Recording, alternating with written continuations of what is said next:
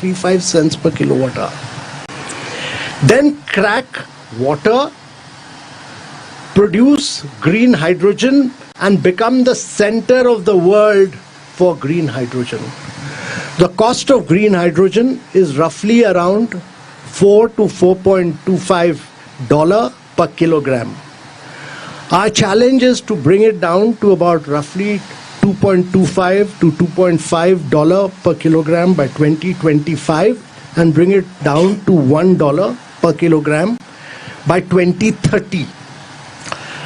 This would mean that you keep enhancing your renewables to massive scales at lower prices, because in the cost of green hydrogen, 70% is renewable, 10% is the cost of electrolyzer, 20% is the balance of plant.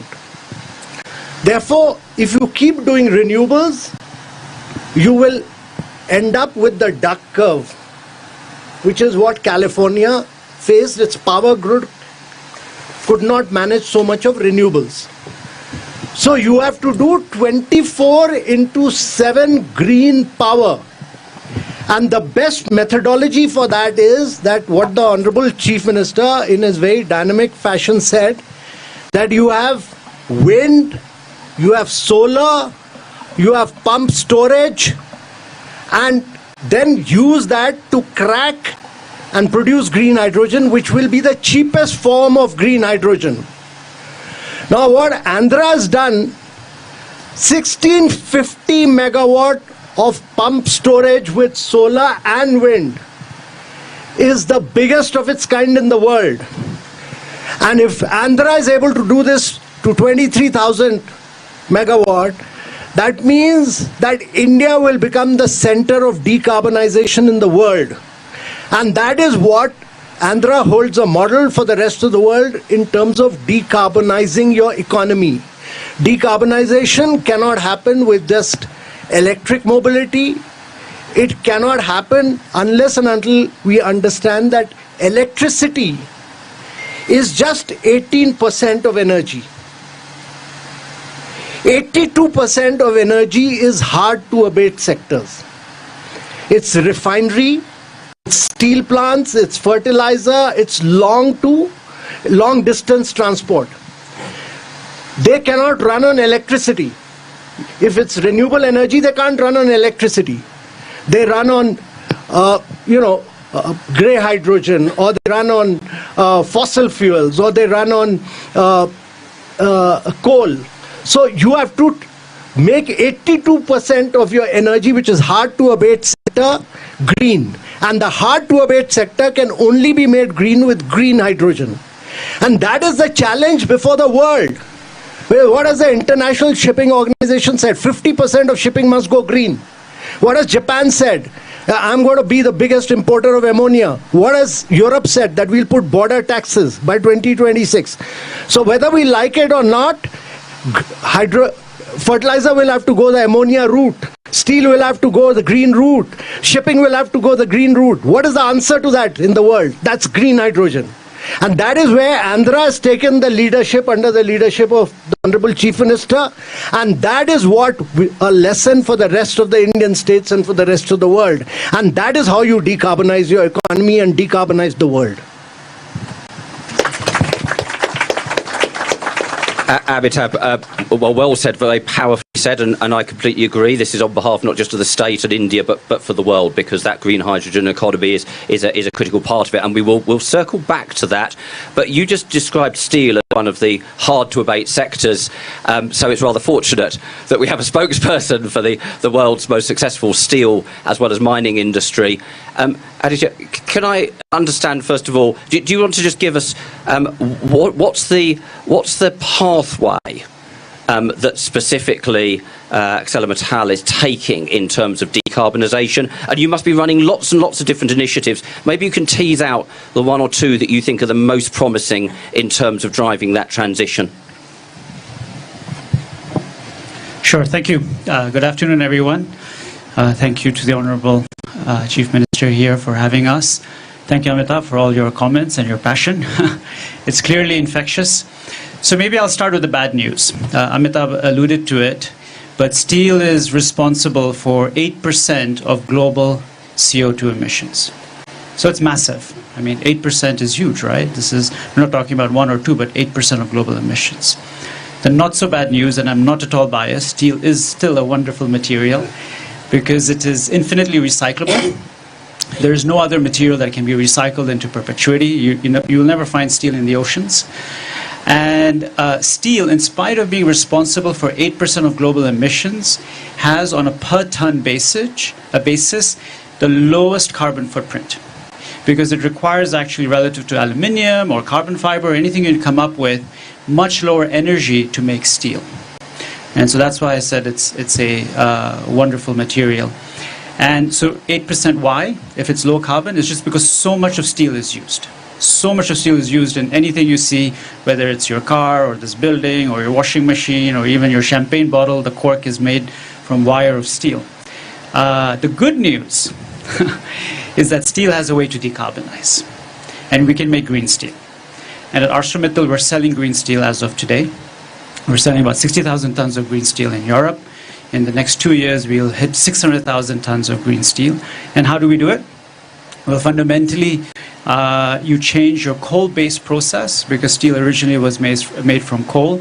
And as we have heard today, you substitute gas. So you can start with natural gas, which dramatically reduces your carbon emissions. And when hydrogen is affordable and available, you bring in hydrogen. So that's fundamentally how the process will evolve.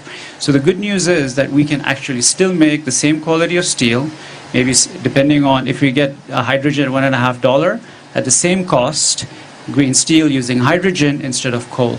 So it's a huge opportunity, right? It's a huge opportunity for providers of renewable power to make the hydrogen electrolyzers, a huge opportunity for the global steel industry to actually decarbonize. At ArcelorMittal, we plan to lead the way, primarily because we have a global footprint. We are very keen on R&D. We spend about $300 million a year on R&D. So we have $3 billion of IP in the last 10 years sitting in our business, which we can deploy to improve process and product. Over the next 10 years, we plan to reduce our global carbon emissions by 25%. Through an investment of $10 billion.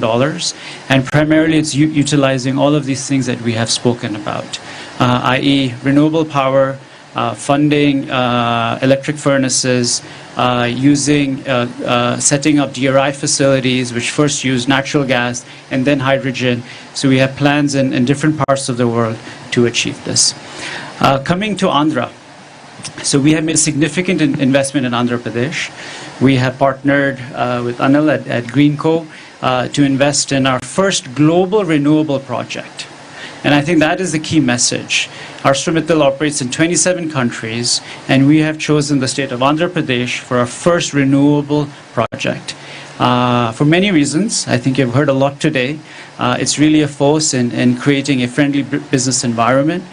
But I think also the vision of having direct pumped hydro storage. I had a chance to visit Kurnool, and it's very impressive what is happening down there. I think I urge all of you to visit and see really what is happening on the ground in Andhra Pradesh. And just going there, you feel the energy, the dynamism. And so our first renewable project, it's a 4,500 crore investment, $650 million, 250 megawatts of 24-hour round-the-clock power. Why is that interesting? It reduces carbon emissions in our facility in India by 1.5 million tons. What is 1.5 million tons? It's 350,000 cars off the road. Okay? So it's real direct, it's immediate impact, it's interesting for the business to do. We plan to double it. I'm very excited by my meeting this afternoon, and on just seeing the progress that we have made. We plan to double that investment. We'll probably finalize that decision in the next few months. And as we get more and more renewable power, 33,000 megawatts, we can move into hydrogen. Because if the power is low cost, the hydrogen becomes low cost, it's cost effective for the steel industry to utilize. And the demand is significant. So I think we're all off to a good start. I think there are tremendous ingredients available in Andhra, the whole ecosystem in India, and we can really lead the way in terms of decarbonizing not only the Indian steel business, but also use some of that knowledge, maybe export some of the hydrogen to other parts of the world.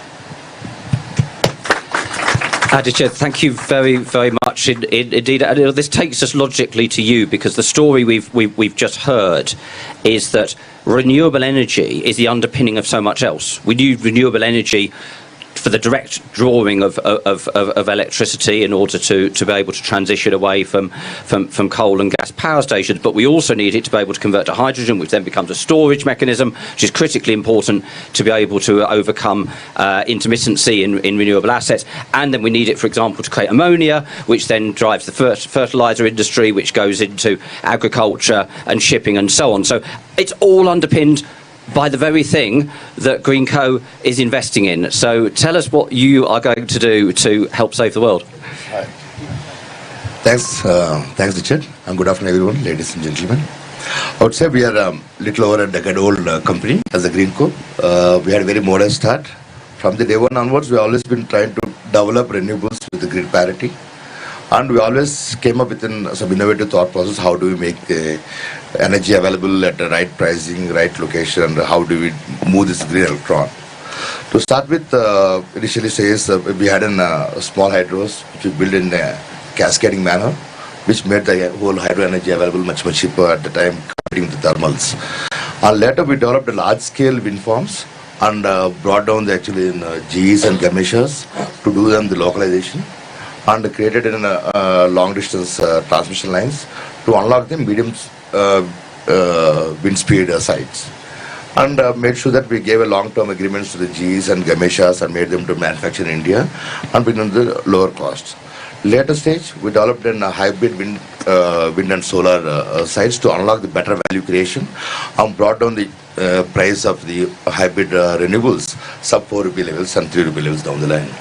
Understand the whole energy available at such a low cost. How do we make them available round the clock and make them to be in journeying towards peak hour management? That's when we were able to unlock this hydro pump storage. And thanks to the Government of India and Government of Andhra Pradesh under the leadership of Honorable Chief Minister, we were able to successfully unlock the whole challenges we had to start developing the whole project. So that's it. Thanks a lot. And thank you very much indeed. So Florence, Dassault Systems is a leading software business, and a huge amount of your design and manufacturing software goes into the sorts of industries that we're talking about here. How do you see this from your perspective? I also know you're very active in the States. Definitely, and thank you very much, Mr. Chief Minister, for inviting me to this panel. What do we do at Dassault Systèmes? We are basically a software company that is doing virtual twin.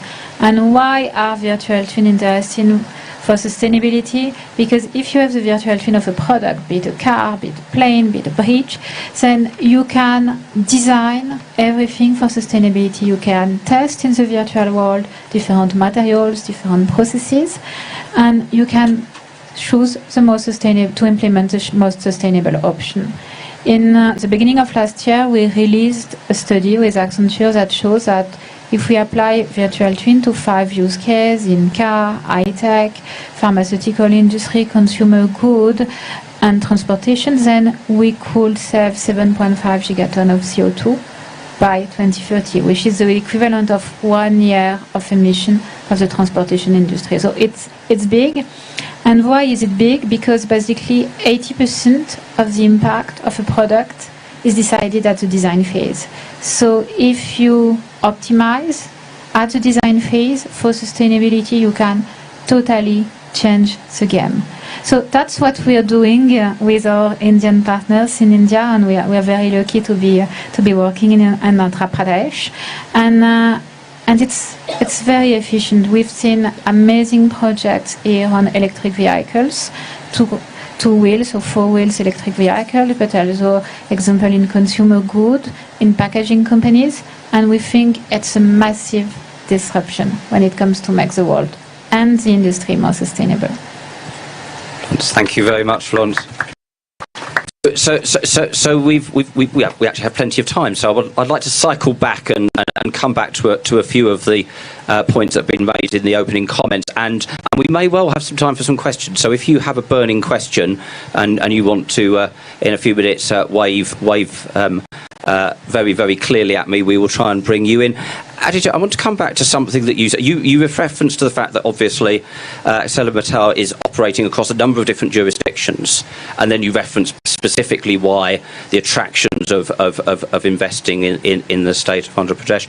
Just from your experience across different jurisdictions, what are the things that you're looking for in terms of policy support that makes the difference between somewhere being really attractive to invest in versus somewhere else that you might not prioritise in the same way? Sure. Richard, let me talk about the steel business, because the renewable business has different policy imperatives, right? For renewable, first of all, you need ease of business, you need land acquisition, and the most important is obviously good wind and good sun, right? Which Andhra has, all of those, ease of doing business, land availability, pump storage. For steel, it's a different it's different dynamics. For the steel industry, I think the most important is to have a level playing field. Okay, so we want to compete with other steel companies which have the same imperative to decarbonize, because fundamentally, as you decarbonize, your cost is going to rise. And how are we going to be successful in places like Europe, where they keep on adding carbon taxes if there is no carbon border adjustment? Because then what is going to happen is steel companies will not decarbonize and export their steel into Europe, and we will not be helping the environment because steel companies in Europe will shut down. So I think that's the first thing. So if India decides to put a carbon tax or create certain incentives to decarbonize, it should be done in a way that is level for all competition. The other option, if you don't create a level playing field, is to stimulate green demand, green steel demand, right? And there are many ways of doing that, through regulatory support. So does automotive need 25% of all their steel? Should it be green? When governments put out bids for infrastructure, is there a mandate that it needs to be made through green steel? So you need market forces to create the demand, because as you heard from me, we have to spend $10 billion, and steel is capital intensive, steel is highly cyclical, steel is not the most profitable business in the world. Without a level playing field, without creating either regulatory support or market forces for demand, it is not obvious for the steel industry to decarbonize. I mean, these technologies are there, but it's not like these technologies were invested last year. They were there 10 years ago, 20 years ago. But fundamentally, moving away from coal to gas or to hydrogen is more expensive. And so what are the incentives or the policy framework to make that feasible? We believe that governments are acting in that direction. So we see strong policy support. And so if you look at our $10 billion investment, we have already announced $6.5 billion, excluding the renewable in Andhra. And that's really in Spain, in France, in Belgium, in Germany as well, and in Canada. We are very impressed with what the Canadian government is doing. And so those are the first 4 jurisdictions in which we have started our decarbonizing journey. That's super, thank you very much. And I spend a huge amount of my time in the company of infrastructure investors, and indeed in a conversation only last week, which was specifically around the hydrogen economy. The infrastructure investors were saying the challenges here are we don't have a whole market for it yet. So it's isolated investments in different companies and countries, and they're worried about the technology risk still. So the sorts of underpinnings that you're talking about, I think, are really critical. Amitabh, if I can come back to you, I mean, you've had a distinguished career in the Indian civil service. You probably know better than almost anybody how to incentivise things in an economy. What's your reflection on what are those real levers that are going to accelerate and support the sorts of investments that Aditya's talking about? So my belief is that companies which do not go digital, which do not go green, will find it very difficult to survive beyond 2026. And actually, if you look at the trend in the last 2-3 years, only companies which have gone digital and gone green, they have attracted valuation, they have attracted investments. So if you don't want to go bust, then the only way is to go green and go digital. And actually, it's remarkable. I mean, I have known ArcelorMittal. I know Aditya's dad, who's one of the most dynamic entrepreneurs in the world. and his son is equally, he's even more progressive to think about green growth, and he laid out his vision for this. And I've known Anil for some time recently. He's like a cowboy in the world of energy. He's a disruptor. He's a disruptor, and he is actually, he's the kind of disruption he's bringing in and the kind of size and scale he's bringing in is unparalleled. And it's all being done under a very dynamic chief minister. And the chief minister is providing that vision of doing this, of solar, wind, pump storage, all in the state of Andhra Pradesh. Because Andhra is one state which has the ability to do renewables, it has the ability to do wind, it has the ability to do pump storage, which no other state has. So you can be the center of the world today. And what the government of India is doing is to create the right policy framework.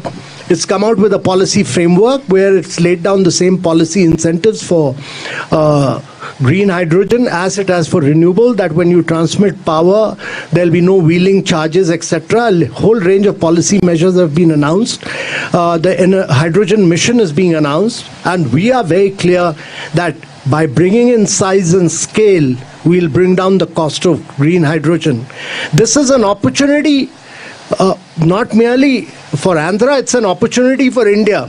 Quite often, we do small things and we don't do, the transition phase is very time-taking. And therefore, we lose this opportunity to be a global champion. It's important to understand that India is climatically blessed and Andhra is climatically blessed. And because it is blessed, the competition for that, there's no competition even from China as climatic conditions are concerned. China is not your competitor. The size and scale is only India. The only other competition in climatic condition comes from Middle East.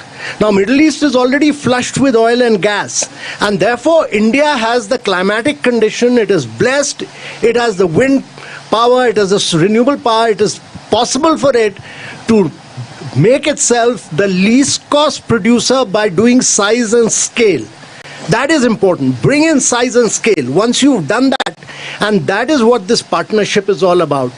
To do 1650 megawatt of pump storage is actually a lesson for everybody else at Davos. What you're talking about here is a lesson for everybody else at the Congress Center. That this is about a new world of tomorrow. This is about new technology of tomorrow. This is about transforming the world of tomorrow. Here, it's not we don't have time for incremental. This has to be completely transformational change. And the handshake that you've described between companies that have the innovation and the drive, but backed up by the support of public policies, I think is hugely powerful. And I'm going to hand it back to you. You've been talking about green molecules. And I'm just, you might want to just tease that out for the audience, but also I know that you're investing in the largest possible collection of solar and wind and pump storage, and it will be backed up by just talk to us about that particular reason to again invest in the state of Andhra Pradesh. But what's the green molecule piece?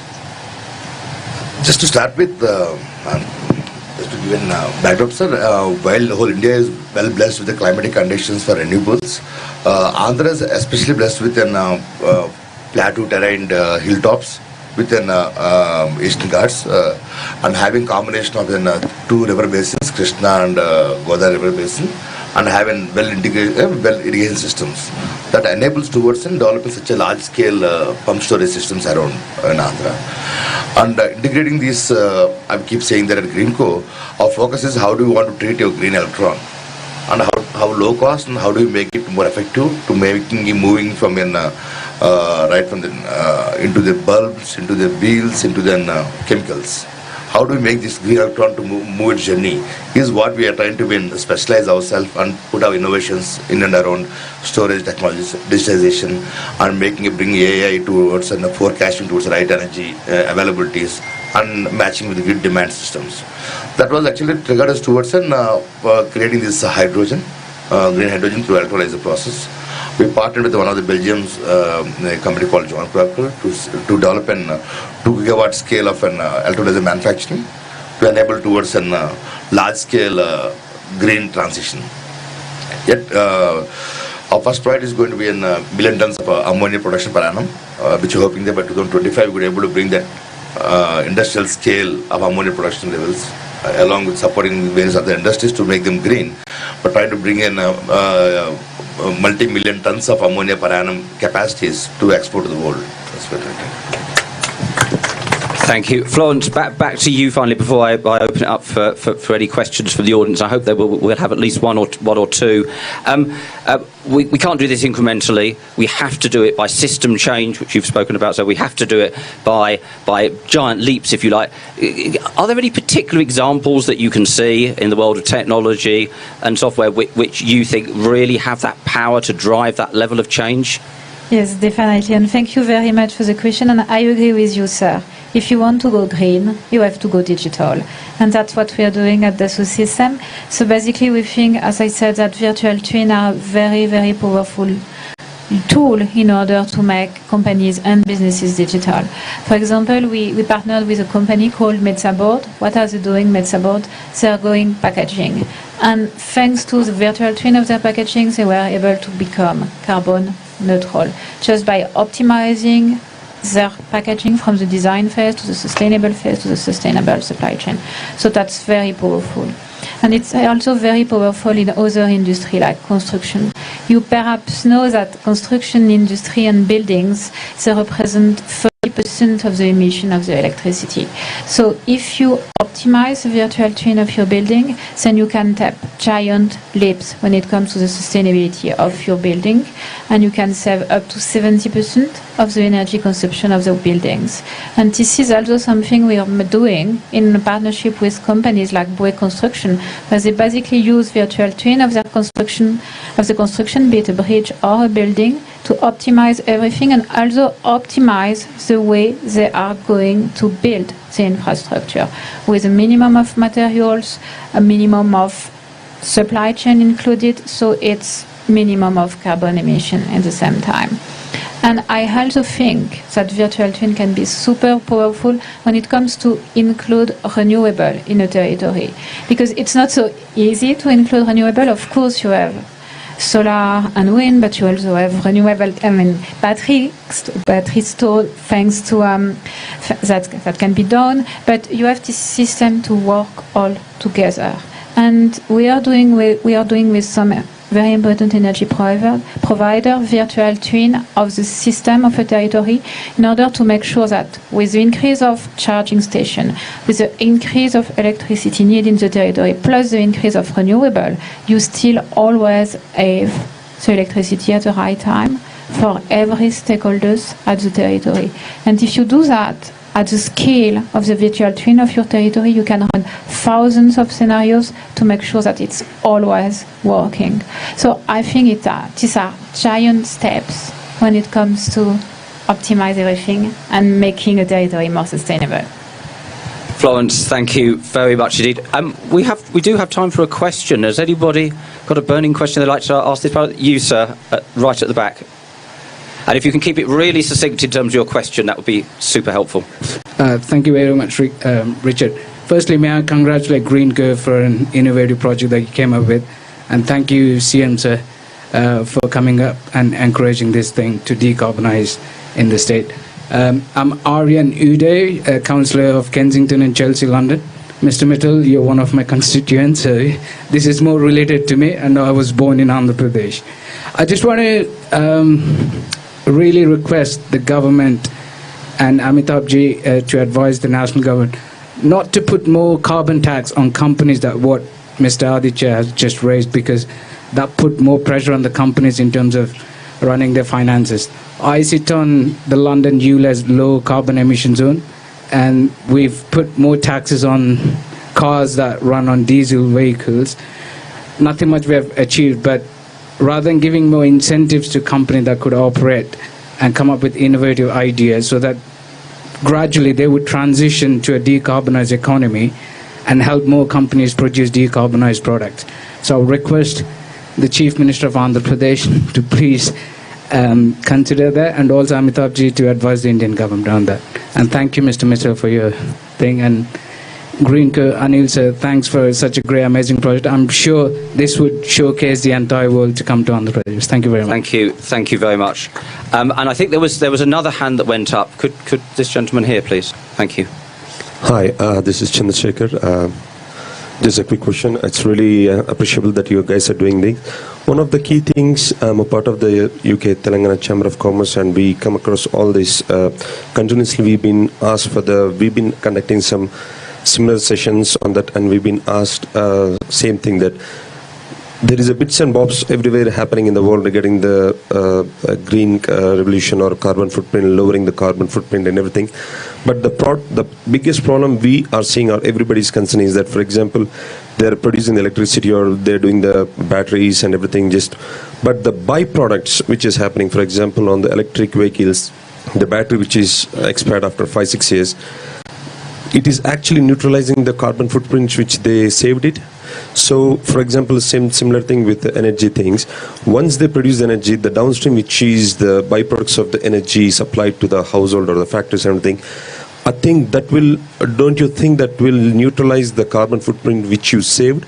And what is the sort of, as a national level government or a state level government, Honorable Chief Minister, so do you have any sort of a global policy in your state, or do you have any recommendations throughout India, where, as Richard said, that it cannot be done on the bits and balls, it has to be done as something like a COVID, which is a game changer for the whole thing. So is there anything, or anybody from the panel, do you have any suggestions that XYZ need to be done in order to actually make really sense carbon footprint or reducing these things? Anybody that would be really appreciable? Thank you. Whether we can do justice to that in the time available, I'm not entirely sure, though I do think there's something really important about the data that gives the transparency that runs right the way through the supply chain, that allows you to really get underneath the question you've just asked about, whether some of the effects offset to some degree. But on this particular thing, let me answer. Greenco, along with the Center of CMET, Government of India and Government of Telangana, we set up a new center for circular economy. We are developing a center where we could able to recycle the batteries and solar panels, and this should have been established in Hyderabad, and this has been well established. We should visit it, and there's a lot of new things which have been getting done there.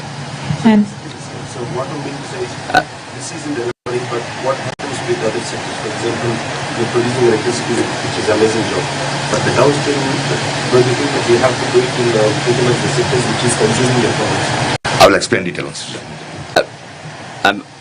Very quickly, and then I'd like to bring Amitabh in on the first question. I wanted to say, as you said, with the data, with the virtual twin of your battery, you can already plan for the circularity of your battery, the second life, the third life, the fourth life. And we're having more and more projects on batteries, just on that, on battery, but also on electric vehicle, where you want to recycle everything and circularize everything. Thank you. Amitabh, that first question, how much do you see this about change driven by incentives? How much is there going to be nonetheless a need for a regulatory push that might involve, for example, higher carbon taxes? Where do you see that balance?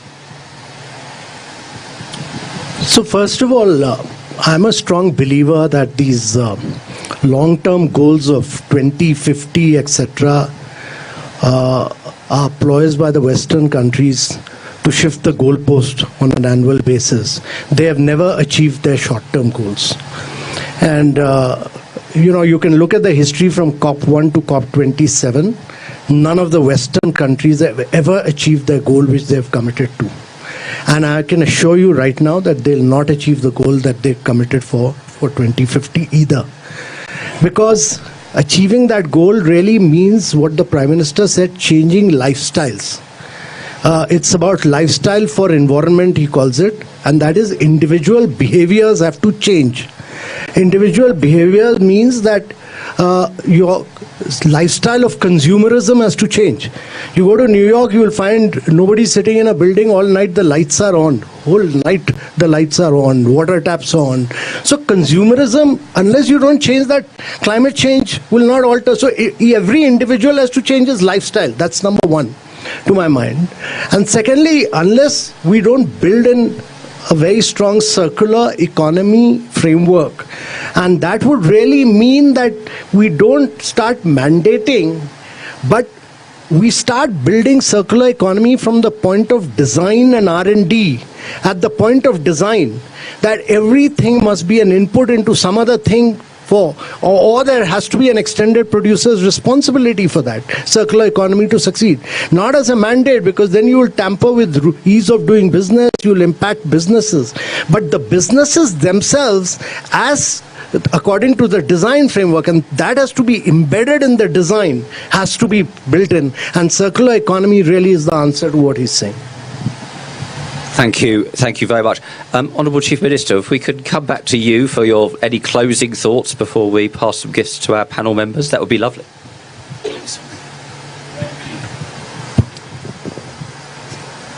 In fact, the very fact that we're having a big debate on this, the very fact that we've taken a few steps